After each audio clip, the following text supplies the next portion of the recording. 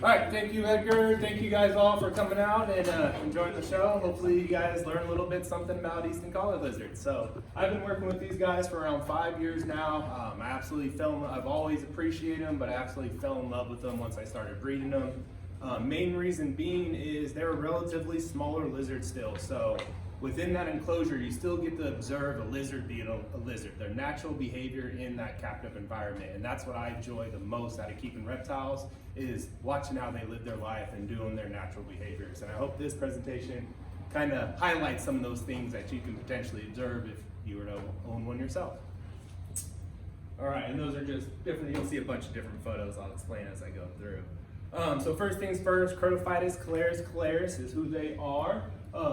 You can find them in North America. Most popular spots are going to be Arizona, New Mexico, Texas. There's a nice population in Oklahoma, and also in Colorado and Utah there's some nice ones as well. And all those different areas are going to have slightly different looks to them, but for the most part, eastern collar lizards, the males are going to be that nice blue coloration. Again, certain localities have a little bit more blue or a little bit more yellow, and I'll start explaining that here in a second as well. So there are a few subspecies of eastern collar lizards. However, there is some, I guess, just not dispute, but from my understanding, they have reclassified a couple of those subspecies, and I'll go into that here in a second. So the first one here that's most popular that you'll hear of in the industry are the yellow-headed collar lizards, or the Uriceps. And they're known for that nice bright yellow head. They usually get some yellow feet along with them. That yellow tends to bleed into the body a little bit, kind of giving it more of that teal look, that greenish look, not as much of that vibrant blue as most of the ones I work with here. This other subspecies would be the Bailey or the western collar lizard. And as you can see here, sorry, these photos right here are a little bit blurry because these ones are stolen from the internet, but moving forward, you'll have a bunch of my own photos in there that'll come out a little bit clearer for you. So the western collar lizard, or the Bailey here, as you see, that yellow head has gone down dramatically, and they get more blues on the underside of their bodies, and their dewlap gets a little bit more intense blues as well. But again, like I said, Bailey and Uriceps, they have recently just classified as calaris because they're not finding, you can find examples of both of these, I guess, phenotypes, if you would, within all the populations of eastern collar lizards. So they're not justified as their own subspecies anymore, and they're calling them calaris, but in the hobby, in the industry, you'll still hear people reference western collar lizards or yellow-headed collar lizards.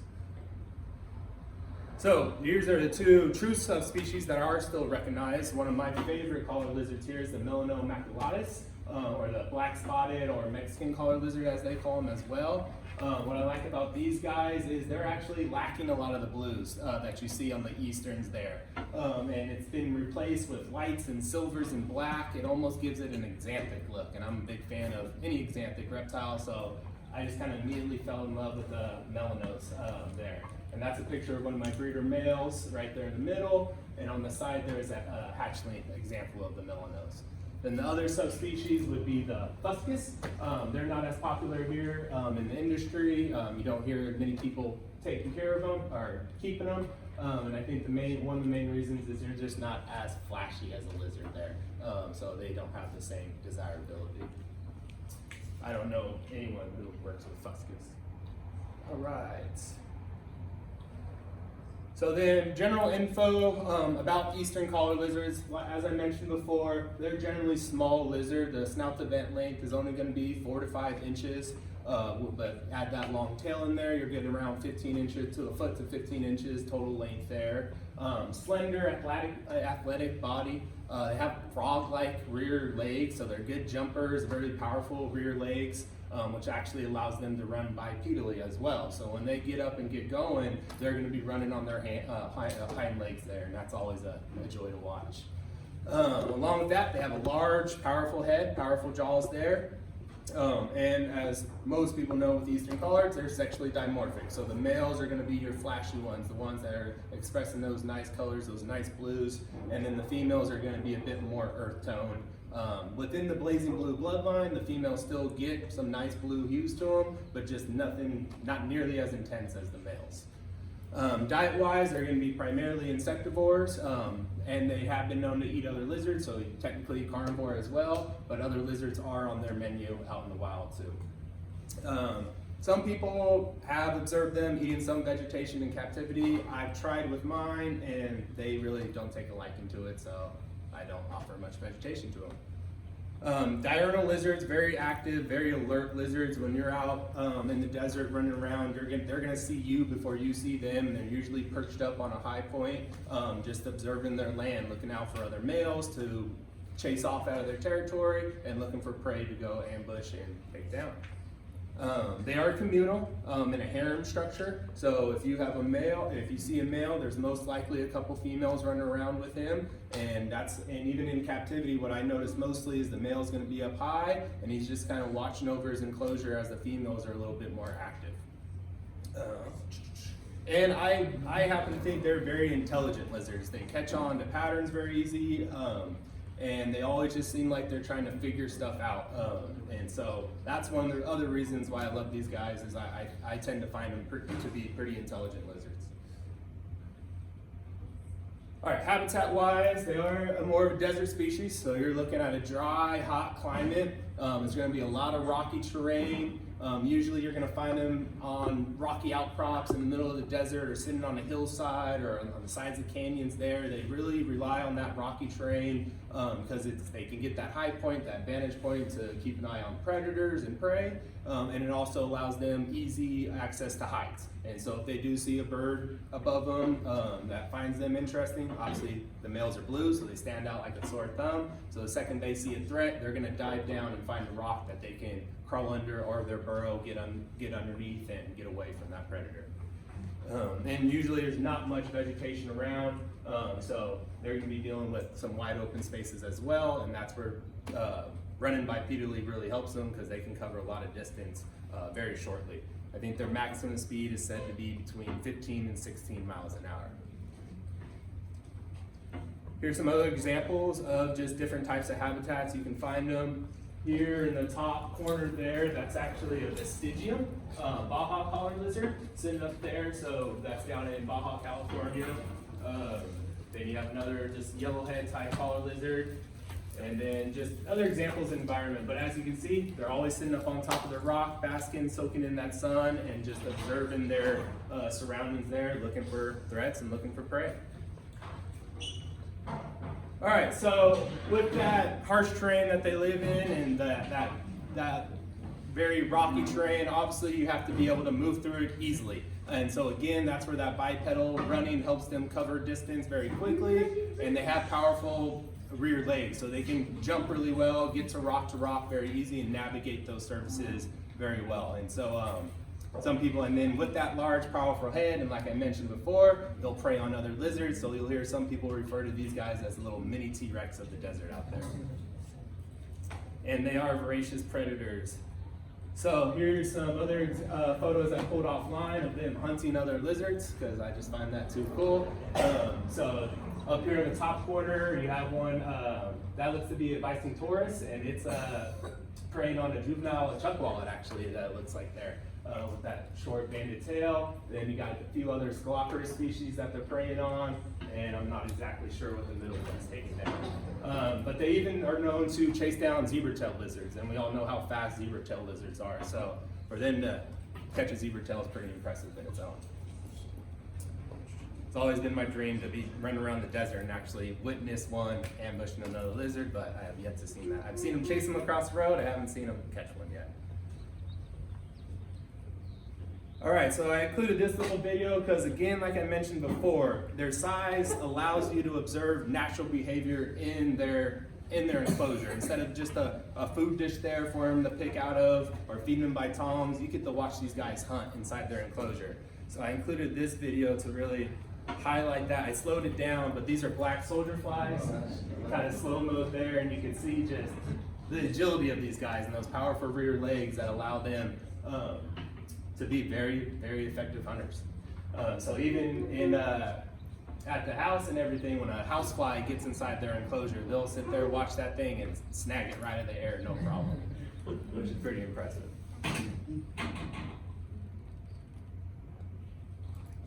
All right, so kind of captive care requirements, what you're gonna need to provide for these lizards in captivity here. Juveniles, I like to feed my juveniles every day. I house them in groups, so to limit any tail nips or anything like that, make sure everyone's getting an adequate amount of food. I feed them every day and I feed them pretty well.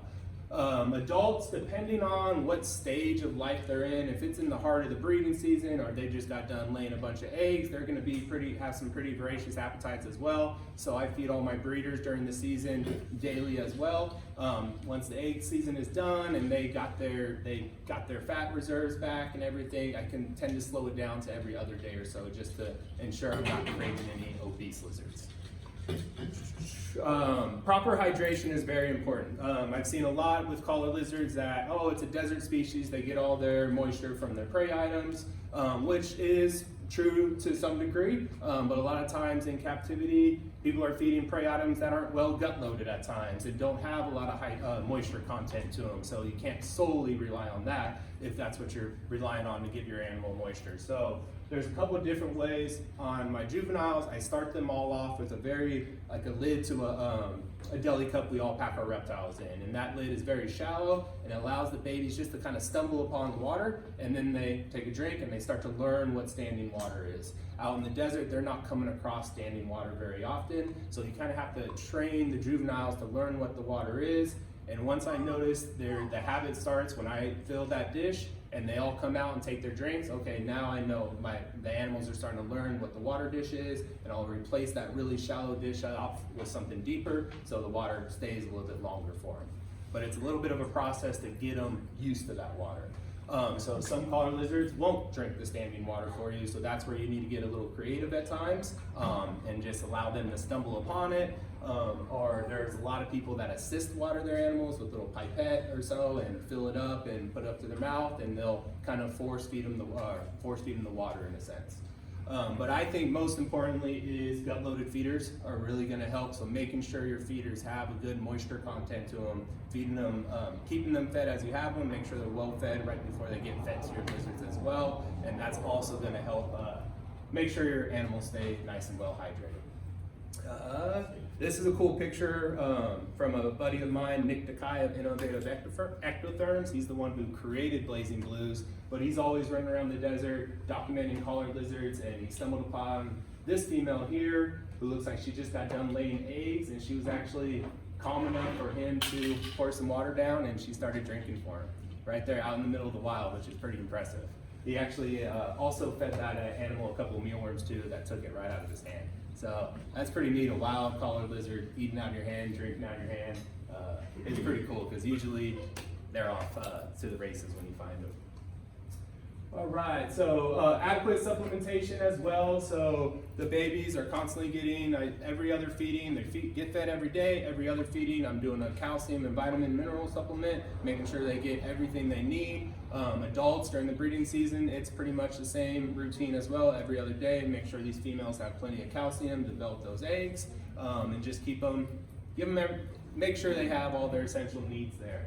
Along with that, your UVB lighting is going to be very important. So making sure that your lights are nice and fresh. I use a reader to make sure I'm always getting adequate UVB out of my lights, so I know when to change them out. But they can't process that calcium that you're giving them if they don't have that UVB light to generate that D3, which is going to allow them to utilize the calcium that you're giving. So that is very important. A couple years ago, actually, when raising a group of babies, I actually accidentally left the plant light inside the ballast, and I didn't switch it out with the reptile light.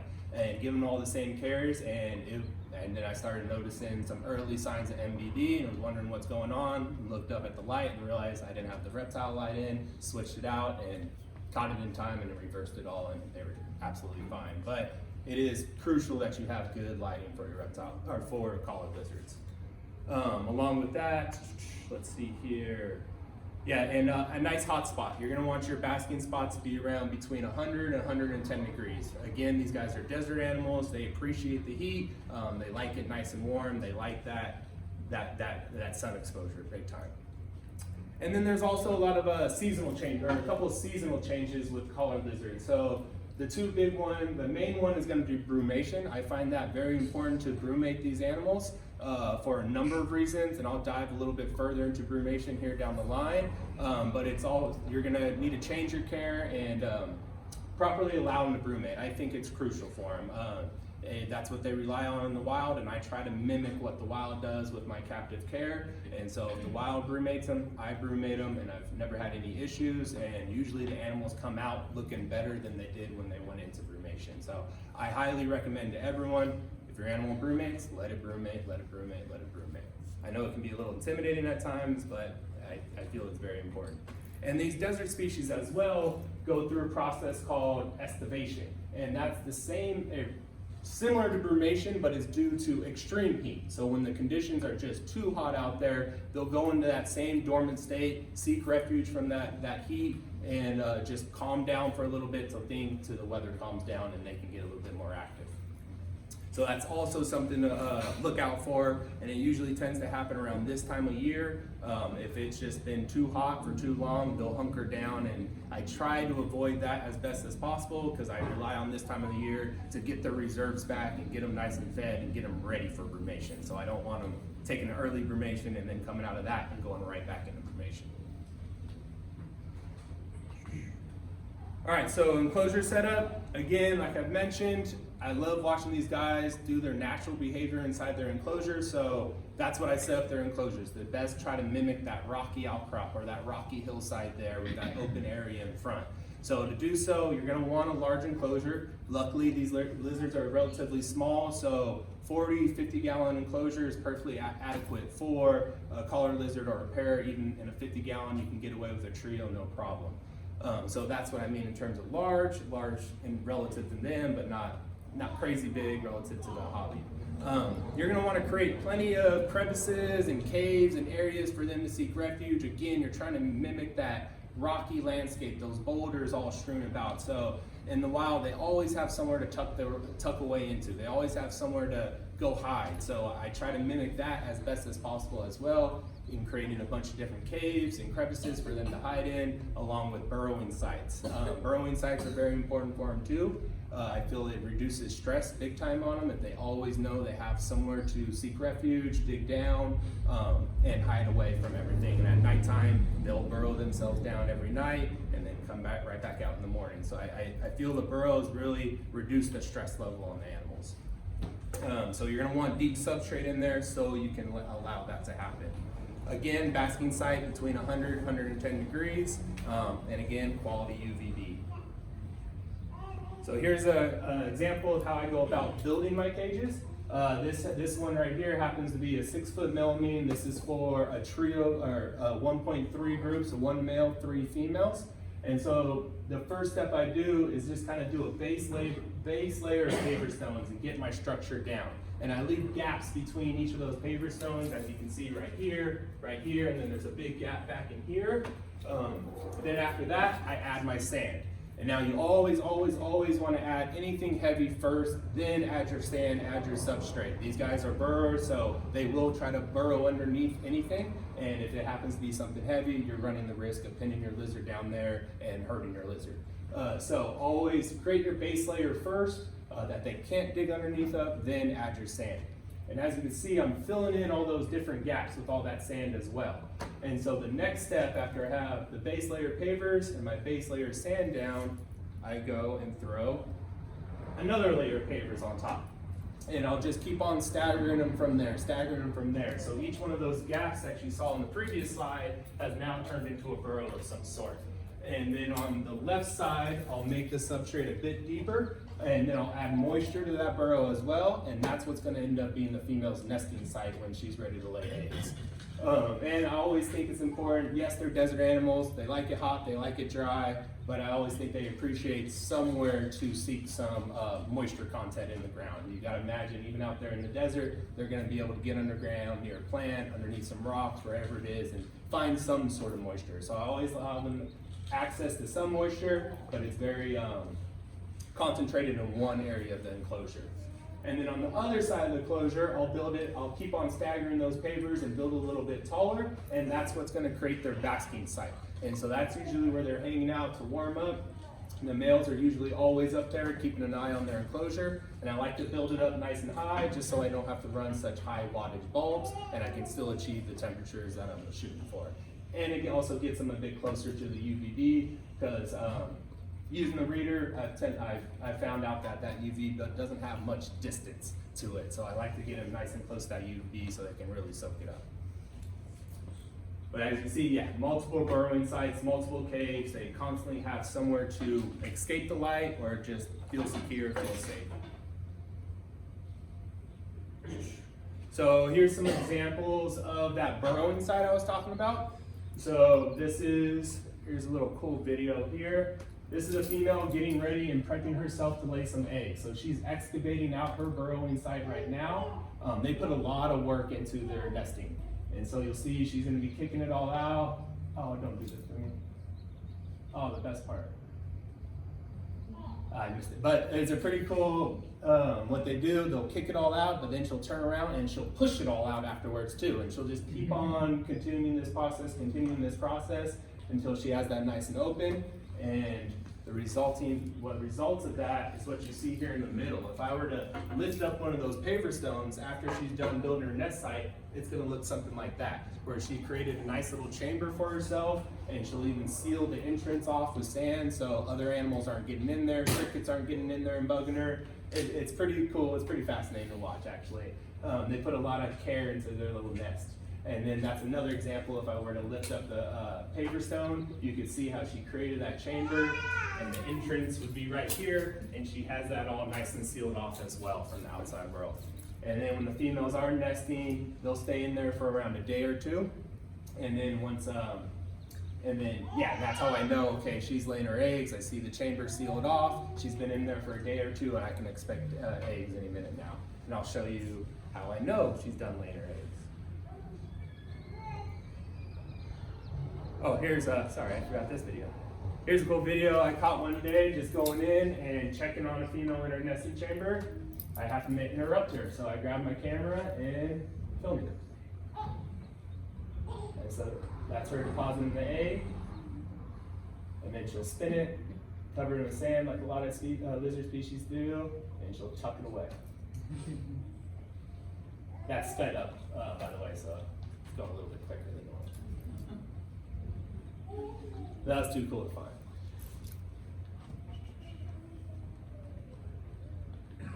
All right, here's another video. This is the end process of the egg laying process. So now she's just going ahead and backfilling that chamber in.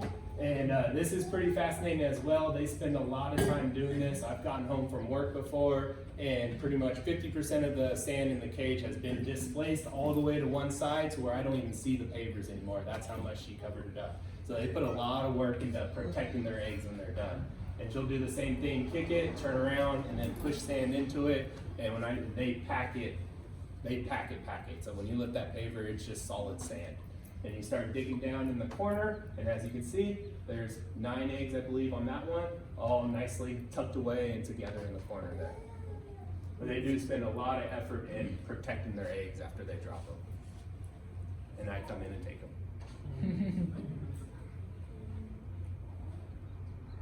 All right, here's some more examples again of how much they utilize those burrows. That's usually what you're gonna find in the morning when the lights first come on. You'll see a bunch of heads poking out of the burrows, and then they make their way to the basking spot after it warms up a little bit.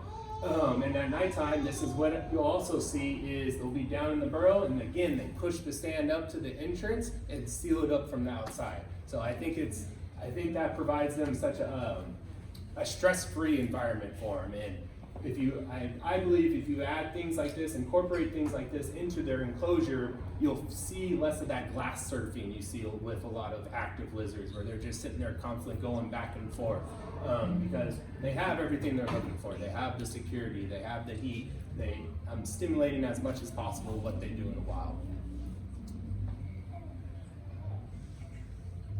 All right, so number one question I get at reptile shows is, why are those bearded dragons blue? So first I have to explain to them that no, they're not bearded dragons, and then I go into why they're so blue. So it is pretty cool. You know, they are a unique lizard. They're standing out there, so you do have to ask yourself what benefit it is to stand out like that. Well, from my observations and from what I read, it's all about communication, really. It's about communicating to the females around and to mainly the other males around. So the more dominant a male is, if he has his harem of females, and also reflects the health, so that the healthy males, the mature males, they're gonna be the brightest and the bluest, and that's a sign to these younger juvenile males, stay away. And then that's the first sign there, so there is no confrontation. So when they see that bright blue, they know, hey, that's another guy's territory, those are his females, I'm gonna go find a new territory. And it also provides these males an easy way to spot any competitors out there that may be encroaching on their territory, and they can go down and settle to their dispute and keep his territory there. So that's what I strongly feel that it's very hormonal based at times, and goes along with maturity, because even in the juvenile animals, as one baby in the group starts to set in the blue, the others will slightly get the blue, but say if I were to sell that baby, then the next one in the ranking, he'll start to fire up his blue. So they're hiding that blue from each other in a sense and allowing one of them to be dominant. Another cool thing about the juveniles you'll see is they still have some of the red and oranges on them like the females do during the breeding season. And from what I've heard and read is that's the juvenile male's way of staying off the radar from the dominant males in the territory, because they're trying to make themselves look like females with that red and orange blush going on. And then as you see the juvenile males start to mature, that red and orange starts to fade away and all that blue really starts to pack on. So I believe it's really, it's all hormonal based, and it's really about communication with each other on who's the big bad boy on the block. And another interesting thing about these guys is every year I bring a male out of brumation, they seem to gain a whole nother layer of blue and a whole nother level of intensity to their blues. They'll start off with more of that lighter, brighter blue, but as they age, it'll get darker and darker, and you almost start seeing some purple hues. Like that little boy there, you'll see later, he's just a dark blue, but a few years ago, he was just a light shade of blue. And every year, bring them out of brumation, you're just amazed with how they look coming out. Again, why I believe brumation is extremely important. All right, so the bloodline of collar lizards I primarily work with are going to be the blazing blues. Blazing blues were created by the guy I mentioned earlier, Nick Dakaya of Innovative Ectotherms. And all it was is a certain locality that expressed some nice blues, and then from there, doing a little bit of selective breeding, line breeding within that locality to achieve even greater blues and greater blues. And that's what I try to do now, is just, you know, pick the best and the best of the clutches and keep that line going. I really like the blue head more than the yellow head, so I'm trying to steer my animals just to be, kind of get away from that yellow head and have more blue influence on the head as well.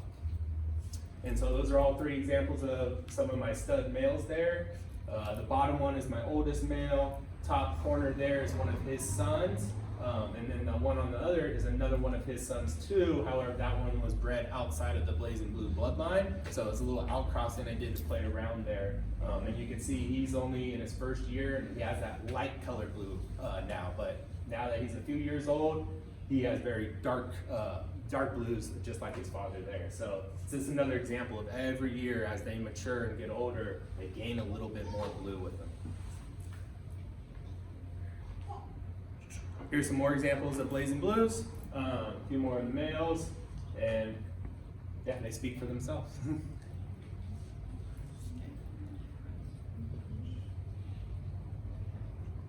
All right, so here's more blazing blues, but this is more females. So females, as I mentioned before, they are sexually dimorphic, so the females are not gonna get as flashy, as colorful as the males are. However, they still have some blue hues to them, especially during the breeding season. You'll see a little bit more of that come out. But what I find really striking about the females is their blush. So when they come out of brumation, they start their ovulation process, you're gonna see some light orange markings come down their sides of their body. But once they breed and they're gravid and they're fully in the season there, the light orange turns into blood red, bright orange coloration. And I feel like gravid females are just as impressive as the males are when you have that contrast of the red and orange against that blue body there. And that's what I was mentioning earlier, how the juvenile males are trying to mimic to keep themselves off the radar from the dominant males in the area. You can see this picture kind of represents that harem style there, where the male is hanging out with his females, keeping an eye on everyone.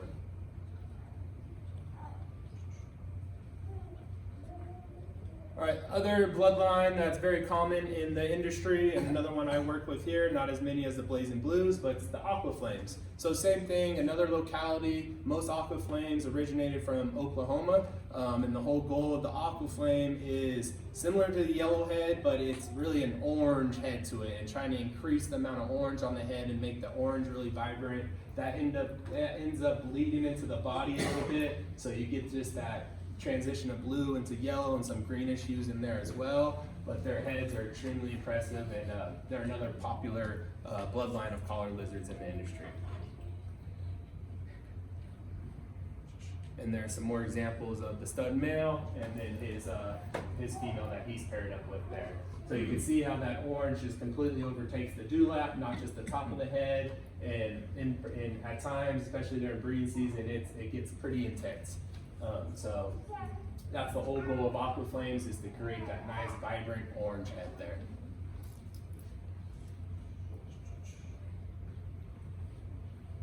All right, so the breeding cycle for eastern collar lizards. I kind of set this timeline up for where we're at now in the season, because I find this to be one of the most important parts of the season, because what you're doing is getting ready for the brumation process, and that's what everyone finds to be the most intimidating with keeping these guys, is brumating them, but it's relatively easy and it's not too intimidating once you got it down.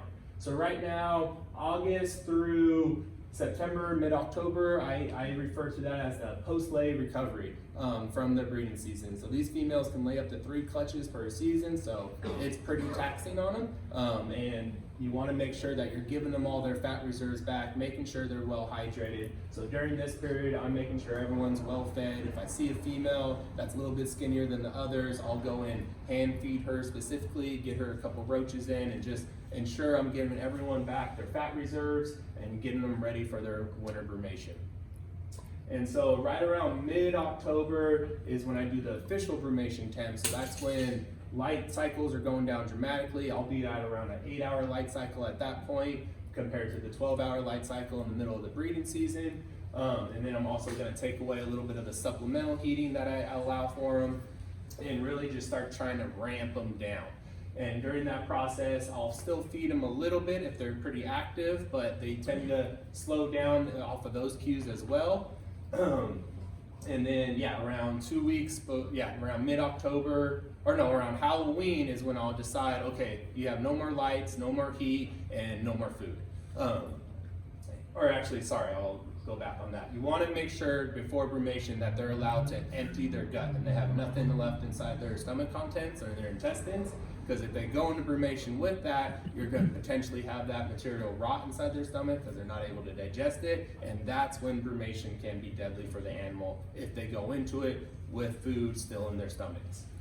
So what I do around Halloween is I completely stop feeding them, and then I'll leave the light on for another week or two, add some heat in there for another week or two, and just ensure that they have enough heat to be active enough to get everything out of their gut, and so I know they have empty stomachs.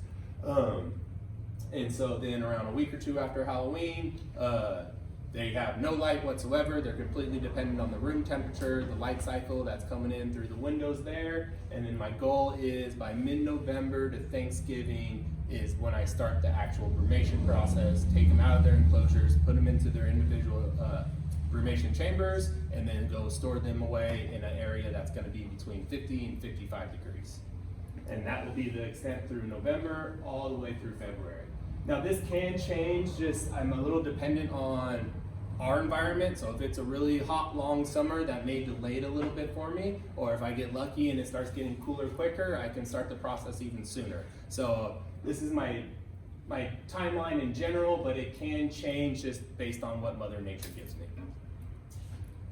So they're gonna brumate from November to February there, and during that period, I don't touch them. I don't look at them, I just leave them alone. And I find that to be very important too, because you want them to stay nice and dormant. You don't want to wake them up and stress them out at all. They're tucked away just like they would be in the wild, down inside of a burrow.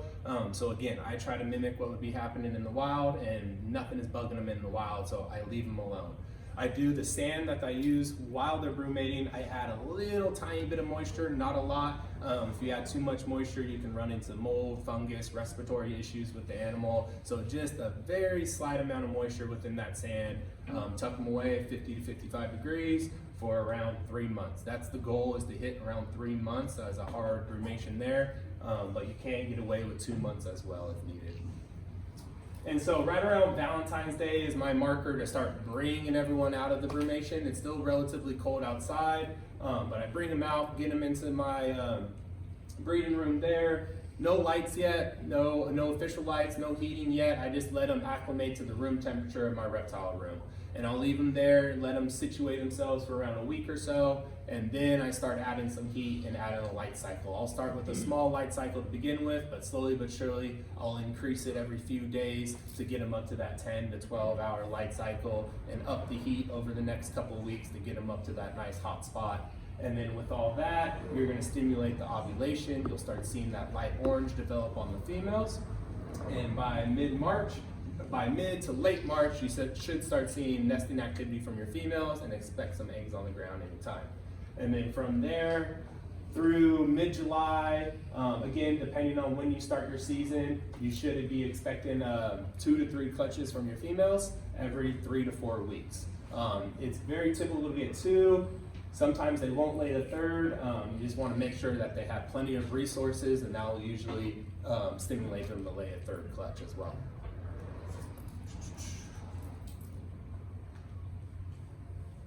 All right, that's a cool picture taken by actually Steve Sykes. You guys might recognize that name. His daughter Sophie Sykes bought a couple of collar lizards for me, and then earlier this year, Steve caught him in the act, so he took a nice picture for me.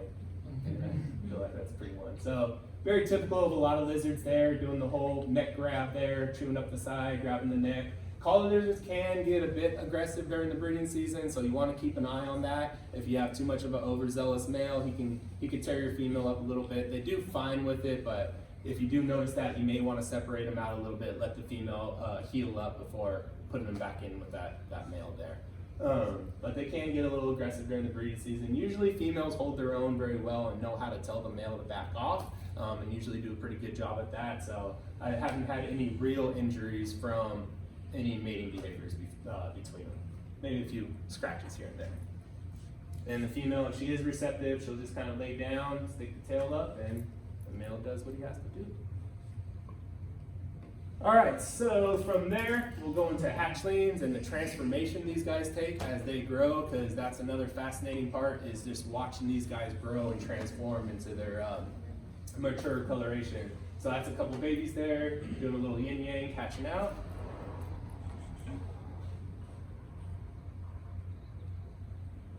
All right, so hatchling care is pretty similar to adults. Cage setup, you're going to want to mimic the same things you're mimicking for those adults. So places for them to dig down into, a nice basking spot near the light for them to get nice and warm. And then you see in that bottom picture, that's an example of one of the water dishes, one of the lids I used to train them into a water dish there. Very shallow, it's just something for them to stumble upon, and then they start figuring out, oh, this is water. And then from there, once I know everyone knows what that is, I'll replace it with like a 6-ounce dish, fill it up halfway with water for them. But yeah, those are all babies hanging out in the mornings. That's usually how you'll find them, all peeking their heads out of their hide for the night, or a couple hours into the morning, you'll find them sitting on the edge of the glass right in front of there saying, hey, where are my crickets? And waiting for their crickets to come. Babies are voracious eaters. They have huge appetites. That's again why you want to feed them daily. That's going to avoid, when you're housing them in groups, avoid a lot of tail nipping issues. You will see them at times when they're in their feeding frenzy kind of hit each other or latch onto each other at times. So that's where I come in and just separate them real quick before they go too far. But usually it's just accidental, both of them trying to eat a cricket, or they will fight over crickets at times. If one has it, another one will come and they'll T-Rex it apart there. That's all the movie. But babies are a lot of fun. They're a whole lot of fun. And like typical lizards, they're feisty when you bring them out of the egg box, so sort them through and open it up, and we'll call those smiles.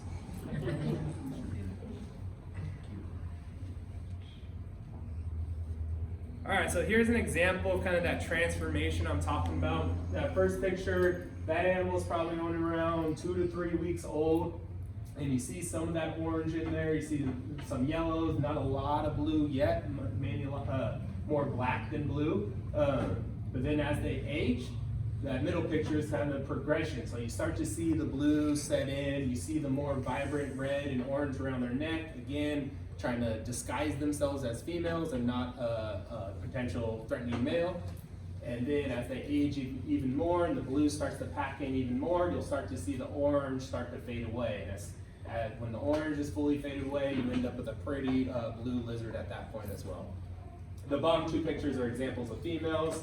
You see a little blue hues like on the tail and on the legs there, but for the most part, again, they're going to be mainly earth tone colors there. Breeding season, they will gain a little bit more blue, it seems.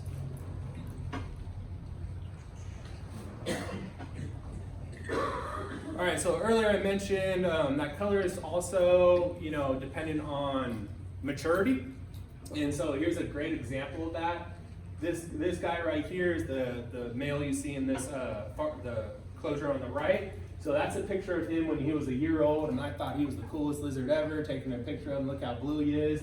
Well, that's a picture of him at 5 years old. So every year coming out of brumation, they just seem to pack on a whole nother layer of blue, afterwards. And that lighter blue starts to go away a little bit and gets filled in with just that dark blue coloration. At times, his tail actually looks more purple than it does blue. And so that's something I completely learned about these guys after just bringing them out. So, are you the same lizard that I put in there? And so I find that pretty fascinating. And again, why brumation is so important. All right, so I talked a lot about, why there's so much of a joy inside the enclosures to observe and watch. And again, you get to watch a lizard be a lizard inside of this enclosure, and it's great. You see a lot of natural behaviors in there. You got to watch them hunt. You get to watch them burrow, lay their eggs naturally. It's a blast to watch all those things. However, they do great outside of the enclosure as well. So they're kind of checking all the boxes as that perfect reptile companion, and that's my little joke of step aside, bearded dragons. So yeah, these are both examples of my daughters there hanging out at a reptile show. And we all know reptile shows, there's a lot going on. There's a lot of people moving on. It's not what you would say, it's a pretty stressful environment for most animals. But again, these guys, that intelligence, in my opinion, also comes along with confidence. It allows them to have some confidence. So it takes away from just that fight or flight you may see in the wild, and these guys really take their time and figure out what's going on. You put them on your shoulder, they're constantly just observing, looking at what's going on around them, and it's not all about fight or flight. They know they're safe on that shoulder, or at least I think they know they're safe on that shoulder. And again, another great example of how much their color changes over the years. My daughters have around a 2-year difference, and I think they're about the same age in these photos, and that's the same exact male there. So you see that lighter coloration from a couple years prior, and how that blue has just set in and gotten even darker as he's aged.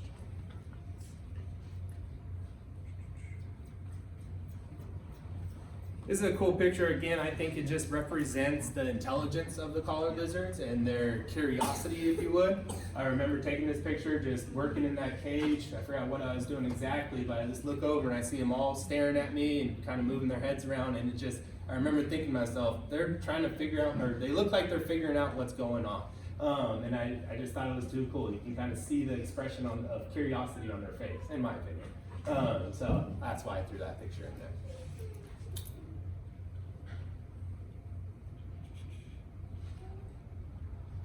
All right, some more examples of, they're just as good outside of the enclosure as they are in the enclosure. So again, more pictures of my daughter. My daughter's with them at a reptile show again, walking around with them. You see they're not restraining them or anything like that. They're perfectly content on their hands and don't have the desire to bolt. Obviously, all lizards can bolt, so I always say keep an eye, or if you are in the public and want to have it on your shoulder, I say just hold on to their tail like a little leash there, and that will ensure none of that happens. And then my niece up there, she looks more nervous than the actual lizard does. So again, most people don't think they'll do well outside of the cage because they see how active they are in the show setting in the cage and running around. If anyone has gone herping for collared lizards out in the wild, they're like, oh, no way that makes a good pet. They're just too feisty of a lizard. But No, it's the complete opposite in captivity, especially if you're raising them since a hatchling. They really do start to learn and recognize who you are and pick up on all the habits, on the daily habits, and they make great pets because not only do you have an awesome display animal right there to show everyone, you have an awesome companion that you can bring out and hang out with as well. All right, so some other species of collared lizards. These wouldn't be subspecies. These are actually different species of collared lizards, so I wanted to mention a couple of these. We have to mention this guy right here because this is what's native to California. If you go down to the Mojave Desert and do some herping around there, you have a chance to find these guys. Head up to Nevada, you can find them as well. And this is Tortoises bicentoris, or the Great Basin collared lizard.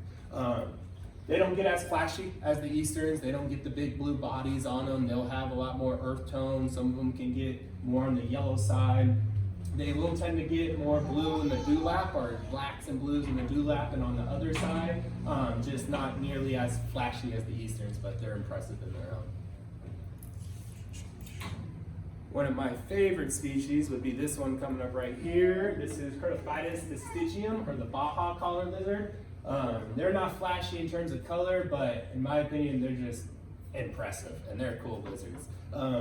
I love these guys. I would like to own a few in here in the future and work with them, or even go down and find some. But yeah, they bring a whole nother, they look just more like a dinosaur, and I don't know why, but I like those guys a lot, and I would love to work with them. You can find those down in Baja, California, and Southern California. Here's Tortoises nibrius, or the Sonoran collared lizard. You can find in a small pocket of Arizona. Again, not very flashy. Does not get the same blues as the Easterns. A lot of those yellows, a lot of those earth tones. But hey, still a cool collared lizard there, just not as flashy.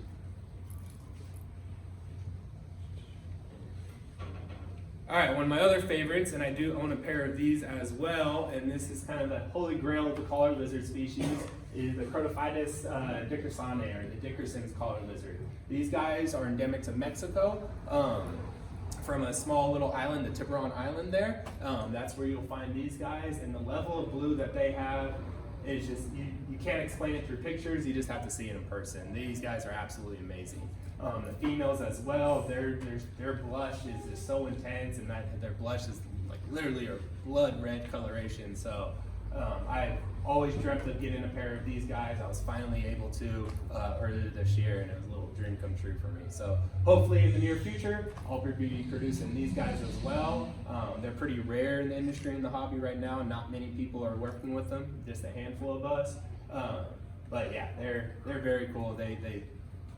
They're a whole, I can't describe the color of blue they are compared to like the blazings and all that. You just have to see them in person. So come see me at the shows, and hopefully I'll be bringing him along and showing him off as well. All right, and I'm still learning a lot about these guys. I think they actually do appreciate a little bit more moisture, being on an island there. I've been looking into rainfall throughout the year. They do get a couple periods of some increased rainfall during those summer months, so I think I'm gonna play around with that next year in terms of, keeping an eye on the weather on that island and trying to mimic that weather on a daily basis in their enclosure and see if it does anything in terms of sparking the breeding behavior and all that. This year, this female did happen to hit her blush really hard when we were having those random rains in the summer there. So that's what kind of first sparked that idea for me. All right. I kind of blew through that a bit quicker than I thought it was. So please feel free to ask me any questions. Any questions? Yes, sir. I don't remember if you mentioned how many eggs do they have per clutch? Oh, sorry, I did mention that. See, I didn't. Thank you, Sammy. So yes, on average, females are going to lay 7 eggs per clutch. So that's on average. I've seen clutches of 4, I've seen clutches of 5, I've seen some clutches of 9. And my Melanoma maculatus female, she once laid me 14 at once, and that was pretty darn impressive. But on average, you can expect 7 eggs. Thank you, Sammy. Yes, sir. So I go to that colony, do you take the eggs out of the initial cage and put them in the incubator? Yes, of course. Yeah, that's the one drawback of the style I do. So, I could create a nesting chamber with a Tupperware in kind of typical fashion how we do most, but there's just something about watching them dig their burrows and excavate it out and rebury it and everything that I really enjoy. So you do have to be quick on finding those eggs. I keep it nice and moist for them. It's warm in there so the eggs can survive for a little bit. My biggest concern is another female going in there and digging them around and popping them. I've had that happen. So that's another thing. When I do have multiple females, anything over 2 females, I provide 2 to 3 separate nest sites. They usually kind of tend to claim them, and they'll each use their own there. What's the incubation period? Around 60 days. Thank you again. I missed a bunch of stuff. So yeah, 60 days incubation. They have a range of 82 to 88 degrees there. It is said their temperature sex, so 82 on the low end, you'll get all males, they say. 88, you'll get all males. I haven't really played around with that because I like it in the mix. And so my incubation temperatures are around 84 degrees, and I get a pretty even dispersion of females and males. And you said they're good outside the cage, so how much handling do you have to give them, or do you give them much at all, or does that make any difference? You know, when I had fewer and then they're in the house and everything, I did handle them a lot more. The girls would handle them a lot more. But now it's more, you know, when I go in there and clean, I tend to handle them every week. I take the babies out. When I clean their cage, I do health checks on them. I weigh them just to keep track of their weight going on. So they're getting that interaction with me every week there. But I'll be honest, it's not like I'm giving each one 10 minutes of social interaction on a daily basis. And the breeders, they're all pretty used to me by now, so I have no issues with them. Even on times I've had a breeder, you know, I've left the glass slightly open. They usually don't even venture out of their cage. If they do, I find them trying to get back into their cage. So that's pretty convenient as well. Mm-hmm. Any other questions? Actually, big man back there, what you got? How long do they live? That's a great question. So my oldest female that I have as of right now should be going on around 12 years old. And I haven't lost a collared lizard yet due to old age, or haven't had one age out. So as of right now, my oldest female is 12 years old. She is starting to look a little old, but she's hanging in there. What's up, Sammy? I have a question about lighting. Have you observed or heard anything about like overexposure to UV? I have heard about that before.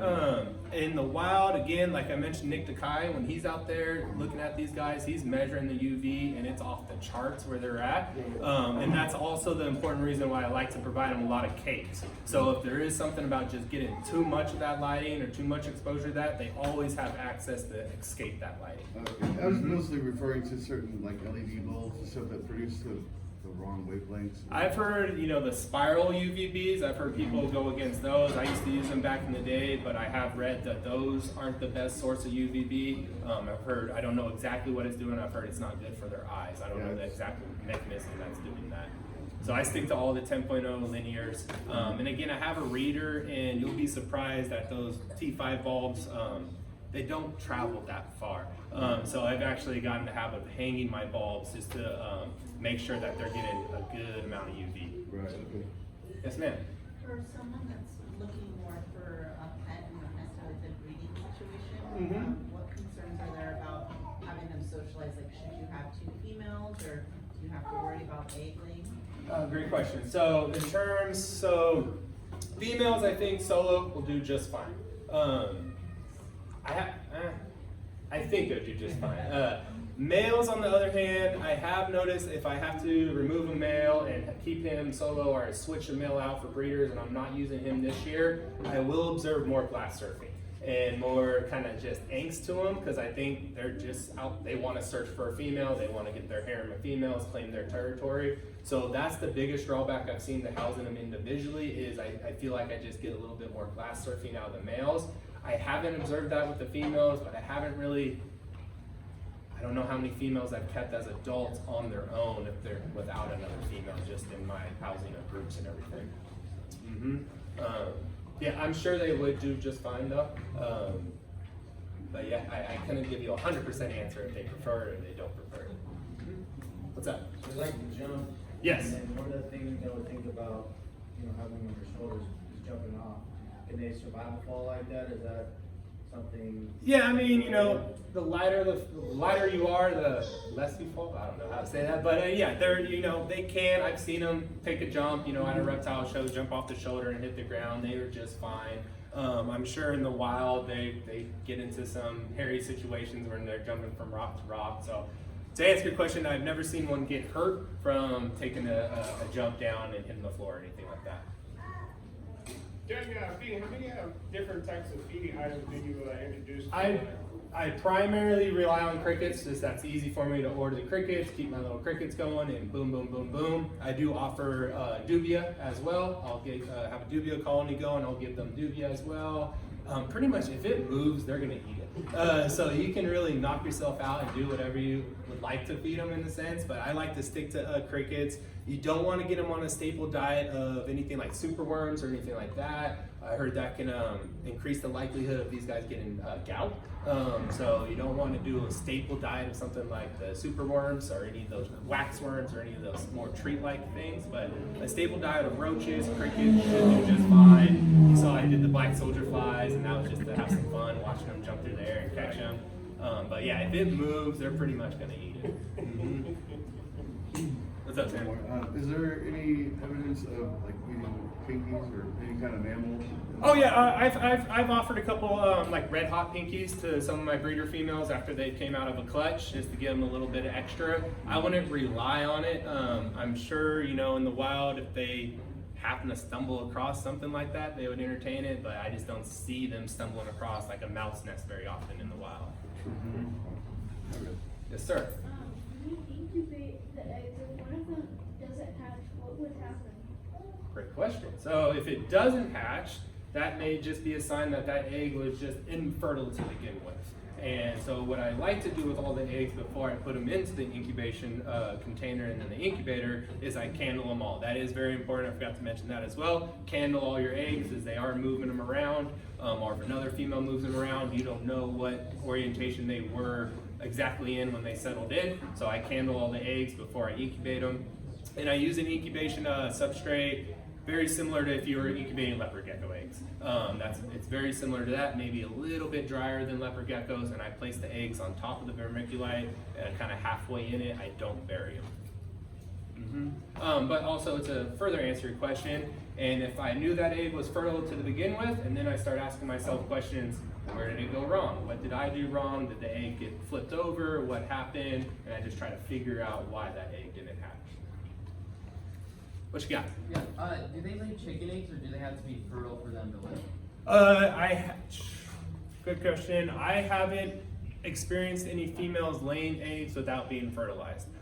So I haven't observed it, and I doubt it actually. These are desert animals. They want to conserve as much energy as possible. So they're even capable of reabsorbing their eggs. Say if they don't have a good nest site or resources start to dwindle while they're gravid, they do have the capability of reabsorbing their eggs and recycling that nutrient. So I doubt they've been programmed to just spit out eggs, so that'd be a waste of energy out in that harsh environment. What you got? You ever had any issues with compaction with the salmon? Never had issues. What I've seen, like I've worked with a lot of leopard geckos, to say the least. And what I've seen with leopard geckos is, and you'll always hear with leopard geckos, you can't put them on sand, you can't put them on sand, you can't put them on sand. Well, I think they can do just fine on sand. What you really need to make sure is you're keeping your animals well supplemented. Because in the wild, say a leopard gecko there, it's gonna eat some of its substrate there to try to supplement itself out in the wild. So in captivity, if they're not well supplemented, they'll do that and they'll just keep on doing it over. And if it's something like play sand, they're not gonna get anything from it, but their mind is keep on telling them to do it and do it and do it, and they're already deficient. And that's when you're gonna lead to impaction problems. I have noticed these guys at times will lick a little bit of the substrate. I don't know if it's in the same reasoning as say leopard geckos or if it's just for scent and figuring out where they're at. Because usually it happens when they go into a new enclosure, they'll lick a little bit of the substrate all Is there an around. alternative too? Do you ever hear anybody using different substrates at all? Yeah, I've seen people keep them on paper towels and similar substrate, like similar to that, because they're scared of the sand there. But again, I feel it's so important to allow them to do these natural behaviors, because I feel like you're going to reduce a lot of that stress and reduce the likelihood of the glass surfing if you allow them to burrow down into that sand. Any other? What you got? Would they bite someone? in the wild and you catch one, they will bite you and they'll let you have it. I have not been bit out of these guys when I'm wrangling them for shows or anything like that. Again, they're pretty habituated to me. I think they realize I'm not a threat. I'm just harassing them for a second, so they've never really been let loose by one. If you want, he'll let one bite you after. Yeah. We do one more question. Play sand for a lot? I use play sand, yes. They kiln dried, sifted play sand. Very good. Aaron, you're gonna be here. We're gonna hang out with us for free time. So if Oh, yeah. anybody has more questions, thank you for coming. Yeah, Thank my you for your pleasure. presentation. I'll dismiss us for free time in a bit here, but thank you guys for coming. We appreciate it. Some of you came in a bit late. Right now we're gonna dismiss for our photo. If you haven't gotten around